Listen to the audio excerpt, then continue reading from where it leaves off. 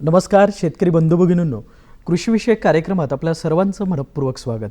मंडळी, खरीप हंगाम आणि मान्सून यांचं एकमेकांशी असणारा संबंध आणि महत्त्व आपण सर्वच जाणतो. या खरीप हंगामाचं पीक व्यवस्थापन करत असताना आपल्याला मान्सूनचा, पर्जन्यमानाचा, त्यातील वातावरणातील घटकांचा योग्य तो विचार करून योग्य ते व्यवस्थापन करणं गरजेचं. आजच्या भागामध्ये आपण या संदर्भात सविस्तर माहिती घेणार आहोत. आजचा आपला विषय मान्सून 2023 आणि खरीप हंगाम, आणि या विषयावरती मार्गदर्शन करण्याकरिता या कार्यक्रमात आपण आमंत्रित केलेले आहे भारतीय कृषी हवामान विभागाचे हवामान शास्त्रज्ञ श्री के.जी. कानडे. नमस्कार सर. आपल्या या कार्यक्रमात आमच्या संपूर्ण टीमच्या वतीने मनपूर्वक स्वागत करतो. सर, मान्सून हा नेमकं काय असतो, पाऊसमान म्हणजे नेमकं काय असतं, त्याबद्दल सांगावं. सांख्यिकीचा किंवा आकडेवारीचा जर विचार केला तर 1 जून ते 30 सप्टेंबर या कालावधीमध्ये पावसाची जी आकडेवारी मिळते त्याला आपण मान्सून संबोधतो. प्रत्येक राज्यामध्ये मान्सूनच्या आगमनाची सामान्य तारीख ही वेगवेगळी आहे. केरळसाठी ती 1 जून आहे, महाराष्ट्रासाठी 7 जून, तर दिल्लीसाठी ती 29 जून आहे. मार्च ते मे या 3 महिन्याच्या कालावधीमध्ये उष्ण व कोरडे वारे हे उत्तरेकडून महाराष्ट्राकडे वाहतात, त्यामुळे आपल्याला अधिक गरमी जाणवते. मेच्या दुसऱ्या पंधरवड्यामध्ये साधारण वाऱ्याची दिशा बदलण्यास सुरुवात होते आणि अरबी समुद्रावरून बाष्पयुक्त वारे नैऋत्य दिशेने महाराष्ट्राच्या दिशेकडे वाहू लागतात. या नैऋत्य मोसमी वाऱ्यापासून मिळणाऱ्या पावसाला आपण मान्सूनचा पाऊस म्हणतो. ह्या मान्सूनचा जो काही एकूण प्रवास असतो तो नेमका कसा होत असतो आणि मग एकूणच देशामध्ये, आपल्या राज्यामध्ये आगमनाची तारीख काय असते? केरळमध्ये मान्सूनचे आगमन झाल्याच्या नंतर परिस्थिती जर अनुकूल असेल तर पुढील 6 ते 7 दिवसामध्ये तळ कोकणामध्ये म्हणजेच दक्षिण कोकणामध्ये मान्सूनचे आगमन होते. त्यानंतर पुढे वाटचाल करीत 6 ते 7 दिवसामध्ये पुढे मान्सून सरकून साधारणपणे 15 जूनपर्यंत मान्सून राज्य व्यापतो आणि 7 जून ते 15 जून या कालावधीमध्ये राज्यात सर्वदूर म्हणजेच बहुतांश भागामध्ये पाऊस पडतो. तर यावर्षी 2023 या सालामध्ये मान्सूनचं आपल्या राज्यामध्ये आगमन कधी झालं होतं? केरळमध्ये मान्सूनचे आगमन 8 जून रोजी झाले, जे सामान्य तारखेपेक्षा 7 दिवस उशिराने झाले. केरळमध्ये मान्सूनचे आगमन उशिरा झाल्यामुळे साहजिकच महाराष्ट्रामध्ये मान्सूनचे आगमन थोडे उशिराने झाले. दिनांक 11 जून रोजी दक्षिण कोकण व दक्षिण मध्य महाराष्ट्राच्या काही भागामध्ये मान्सूनचे आगमन झाले, परंतु 12 जून ते 23 जून या कालावधीमध्ये मान्सूनची वाटचाल थांबली होती.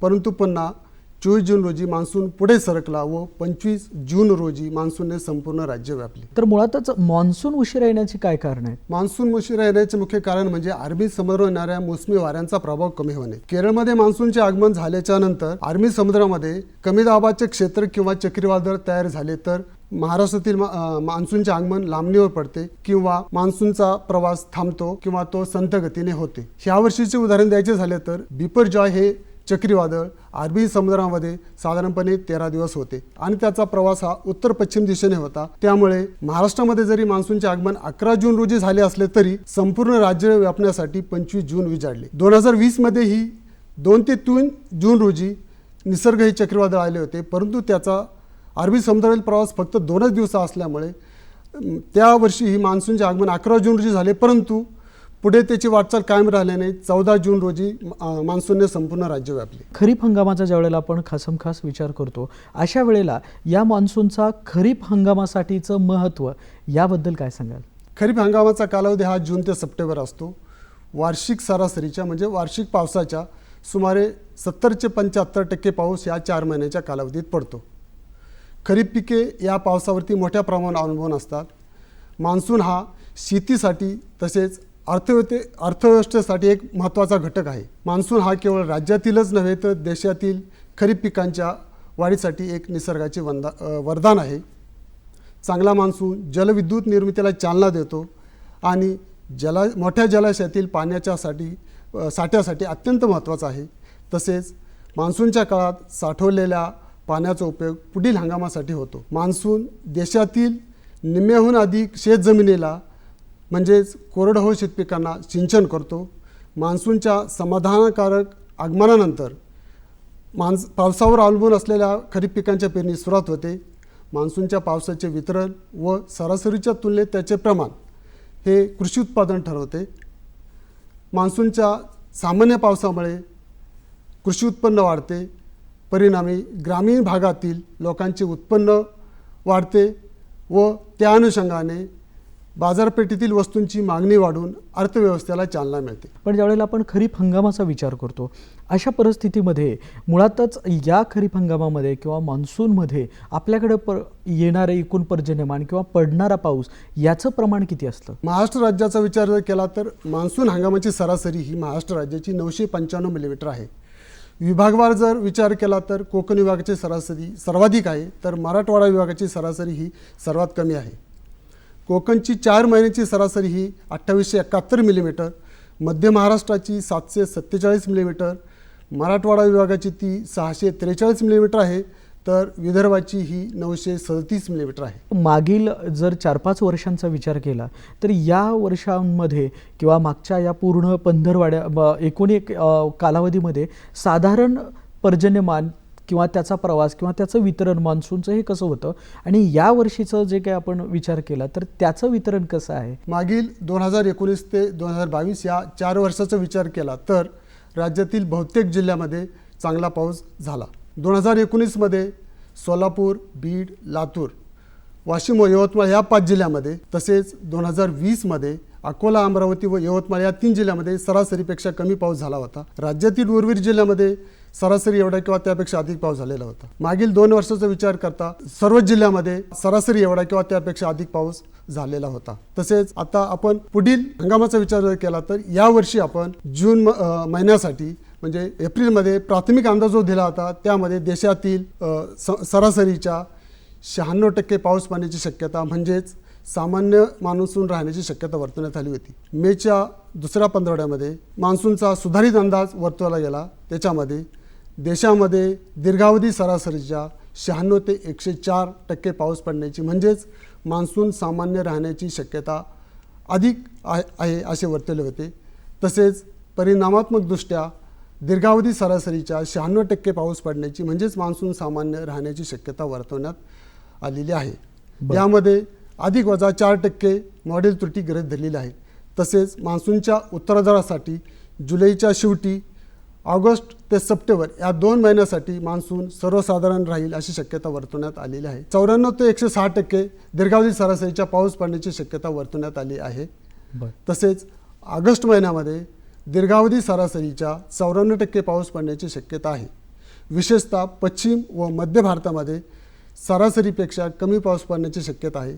यामध्ये महाराष्ट्राचाही समावेश होतो. आणि तसेच आपण जून महिन्याकरता यावर्षी देशातील बहुतेक भागामध्ये सरासरीपेक्षा कमी पाऊस पडण्याची शक्यता वर्तवण्यात आली होती. त्यानुसार जूनमध्ये राज्यातही सरासरीपेक्षा कमी पाऊस झालेला आहे. तसेच जुलै महिन्यामध्ये आपण देशात व राज्यात सरासरीपेक्षा अधिक पाऊस होण्याची शक्यता वर्तवण्यात आली होती. त्यानुसार जुलैमध्ये देशात तसेच राज्यातही सरासरीपेक्षा अधिक पाऊस झालेला आहे.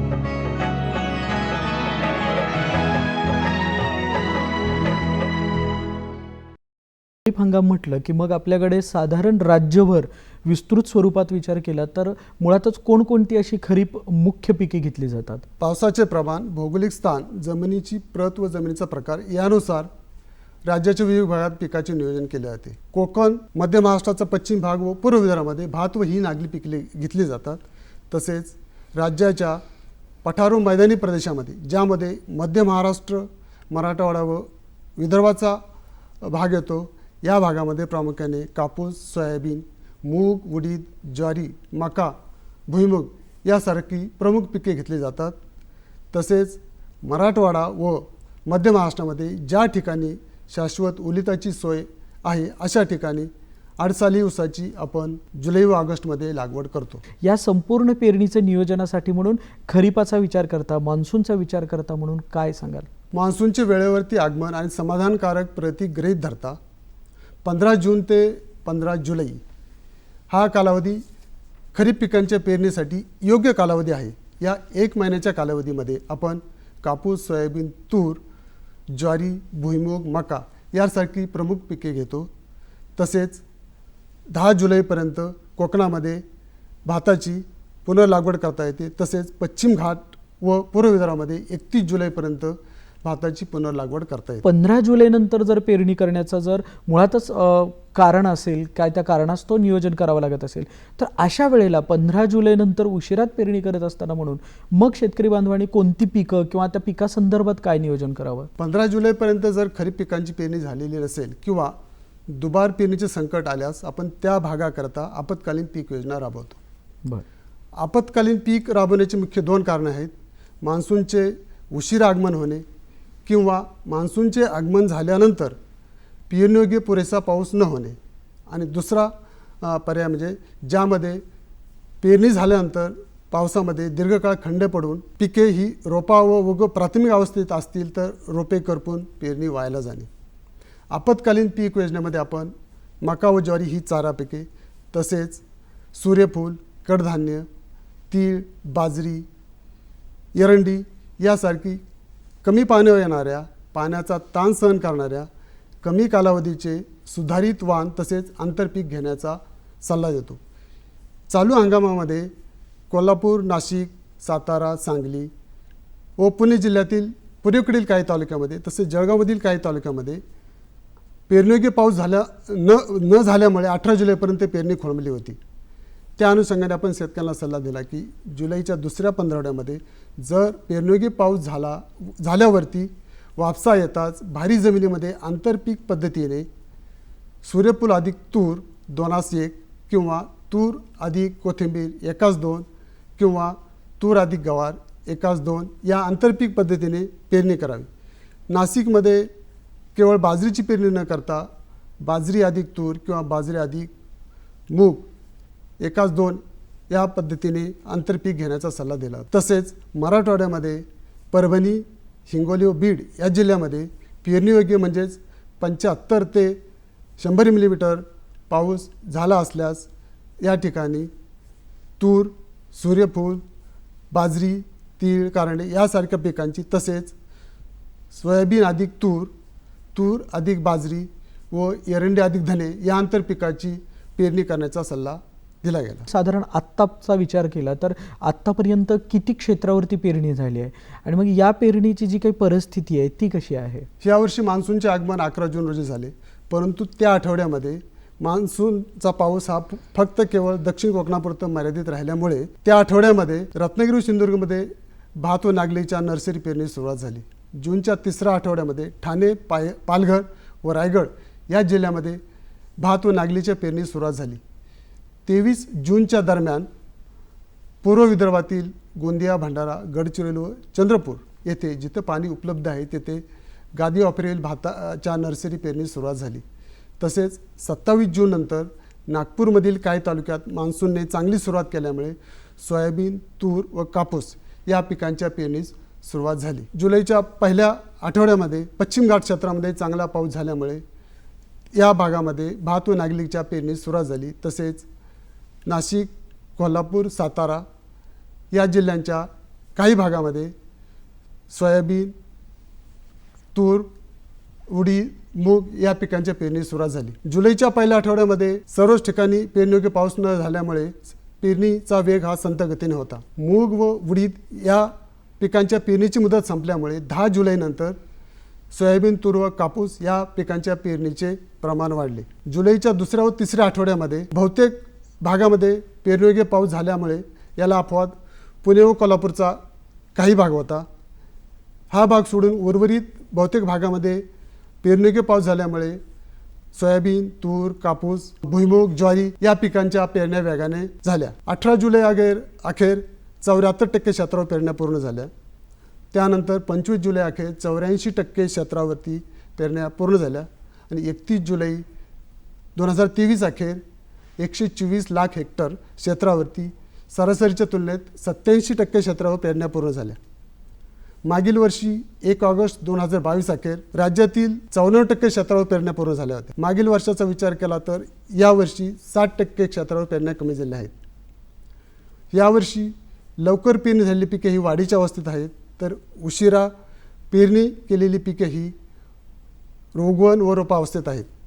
तसेच कोल्हापूर व कोकणमध्ये भात व नागलीची, तसेच पश्चिम घाट क्षेत्र व नागपूर विभागामध्ये भात पुनर्लागवडीची कामे पूर्णत्वाच्या मार्गावरती आहेत. जुलैच्या शेवटच्या 2 आठवड्यामध्ये नागपूर विभागामध्ये अतिवृष्टी झाल्यामुळे नागपूर विभागातील काही तालुक्यामध्ये पिकांचे काही प्रमाणात नुकसान झाले आहे.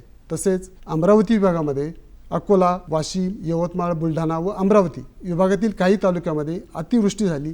तसेच अतिवृष्टीमुळे शेतातील माती वाहून गेल्यामुळे पिकांचे नुकसान झालेले आहे. 31 जुलै 2023 अखेर आपण जर कीड आणि रोगाचा विचार केला तर भात पिकावरती पुणे विभागामध्ये पिवळी खोडकीड व नागपूर विभागामध्ये पिवळे निळे भुंगेरेचा, तसेच कापूस पिकावरती नाशिक विभागामध्ये लाल्या रोगाचा, तर औरंगाबाद विभागामध्ये मावावर तुडतुड्यांचा, मका पिकावरती नाशिक, कोल्हापूर, पुणे, औरंगाबाद लातूर विभागामध्ये लष्करी अळीचा, तर सोयाबीन पिकावरती नाशिक व पुणे विभागामध्ये चक्री भुंग्याचा, तर पुणे, औरंगाबाद व अमरावती विभागामध्ये हेलिकोकर्पा व उंटअळीचा अल्प प्रमाणात प्रादुर्भाव दिसून आलेला आहे.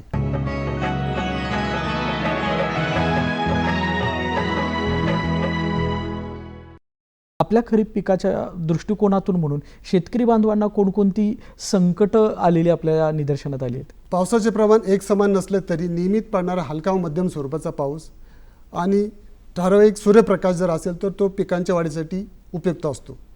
परंतु सततचा पाऊस व अतिजोरदार पाऊस आणि पावसातील दीर्घकाळ पडणारा खंड पिकांच्या वाढीसाठी नुकसानकारक ठरतो.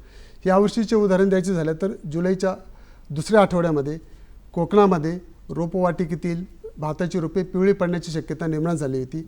अशा वेळेस आपण 1% युरियाची म्हणजे 10 ग्रॅम प्रति लिटर पाण्यातून पावसाचा जोर कमी असताना उघडी पाहून फवारणी करण्याचा सल्ला दिला गेला. तसेच जुलैच्या 3ऱ्या आठवड्यामध्ये रायगड जिल्ह्यामध्ये जोरदार ते अतिजोरदार पर्जन्यवृष्टी झाल्यामुळे भात खाचरातील रोपे तसेच लागवड केलेली भात रोपे वाहून जाण्याची किंवा कुजून जाण्याची शक्यता निर्माण झाली होती. अशा काही ठिकाणी जर पिकाचे नुकसान झाले असेल तर कर्जत 184 व कर्जत 4 या हळव्या जातीचे वाण उपलब्ध असल्यास व 22 जुलैनंतर जर पावसाचे प्रमाण कमी झाले असेल तर भात खाचरातील पाण्याचा निचरा करून जमिनीची चिखलणी करून जमीन समपातळीत आल्यानंतर रहू पद्धतीने पेरणी करण्याचा सल्ला दिला गेला. तसेच सततच्या पावसामुळे सकल भागातील उभ्या पिकामध्ये पाणी साठते. या पाण्यामुळे मुळकूज रोग होण्याची शक्यता असते व पिके पिवळे पडून पिकाचे उत्पादन कमी होते, परिणामी उत्पन्न कमी होते.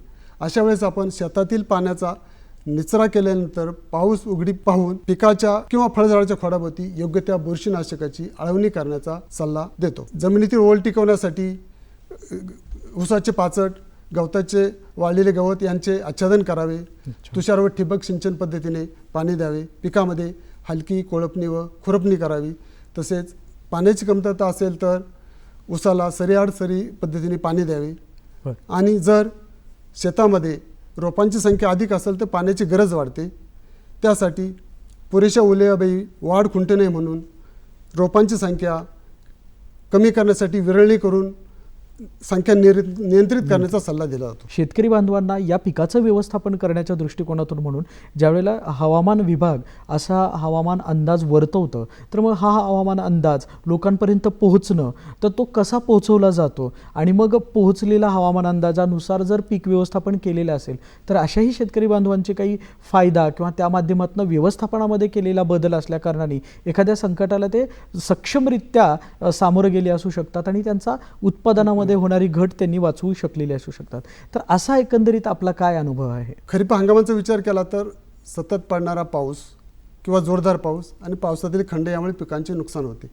पिकांचे नुकसान टाळण्यासाठी किंवा ते नुकसान कमी करण्यासाठी आपण राज्यातील शेतकरी बंधूंसाठी ग्रामीण कृषी मौसम योजनेअंतर्गत भारतीय हवामान विभाग ICAR, राज्यातील कृषी विद्यापीठे व इतर संस्था यांच्या सक्रिय सहकार्यातून प्रत्येक मंगळवारी व शुक्रवारी आठवड्यातून 2 वेळा राज्यातील 34 जिल्ह्यांसाठी जिल्हास्तरीय कृषी सल्ला तयार करतो. सदरचा सल्ला हा मराठी व इंग्रजी भाषेत तयार करून तो कृषी हवामान विभागाच्या वेबसाईटवरती अपलोड केला जातो. तसेच रेडिओ व दूरदर्शनवरून प्रसारित केला जातो.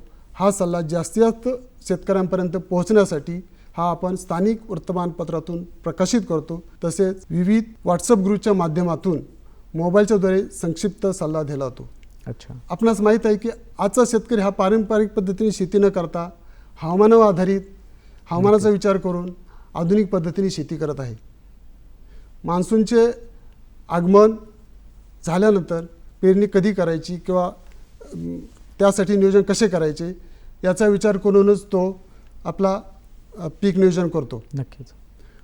हवामानाचा साप्ताहिक अंदाज व हवामानाचा इशारा हा शेती नियोजनासाठी खूप महत्त्वाचा असतो. नक्कीच. जागरूक शेतकरी व जाणकार शेतकरी हा नेहमी हवामानाचा उपयोग करूनच आपल्या शेतीचे नियोजन करतात आणि अधिकाधिक उत्पन्न मिळवतात. नक्कीच.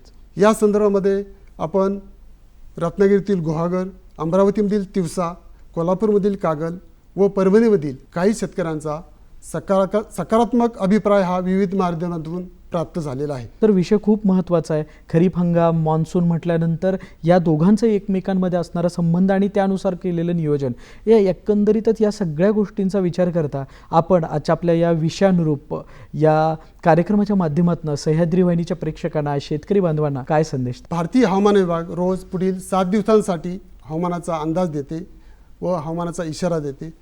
तो शेतकरी बंधूंनी नियमित पाहावा. तसेच आठवड्यातून 2 वेळा जिल्हा स्तरीय कृषी सल्ला तयार केला जातो. तो आपण नियमित पाहावा जेणेकरून आपल्याला शेतीचे नियोजन करण्यास सोयीस्कर ठरेल व होणारे नुकसान टाळता येईल. हवामानच्या माहितीकरता आपण mosam.imd.gov.in तसेच प्रादेशिक भाषेमध्ये हवामानाचा अंदाज व माहिती करता imdmumbai.gov.in, imdnagpur.gov.in या संकेतस्थळाचा तसेच प्रादेशिक भाषेतील कृषी सल्ल्याकरता imdagrimet.gov.in या संकेतस्थळाचा तसेच मेघदूत या मोबाईल ॲपचा नियमित वापर करावा. आपण जे आव्हान केलेलं आहे या आव्हानाचा शेतकरी बांधव सकारात्मकतेने विचार करतील आणि योग्य त्या तंत्रज्ञानाचा वापर करून मोबाईल ॲप्लिकेशनद्वारे, संकेतस्थळाद्वारे हवामान विभागाचा जो काही अंदाज आहे तो मिळवतील आणि त्या पद्धतीने व्यवस्थापन करतील अशी आपण सदिच्छा व्यक्त करूयात. आपण या कार्यक्रमात सहभागी झालात आणि महत्त्वाच्या विषयावरती मार्गदर्शन केलं त्याबद्दल धन्यवाद आणि आपल्या पुढील वाटचालीसाठी शुभेच्छा. नमस्कार.